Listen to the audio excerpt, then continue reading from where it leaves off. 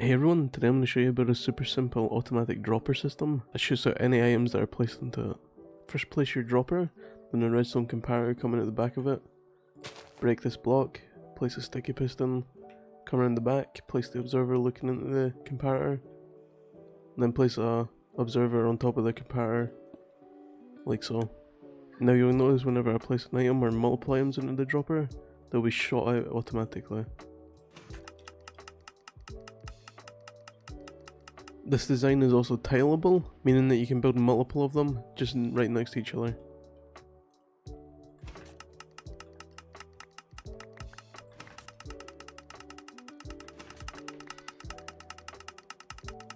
It can be used for many different things, like this item elevator,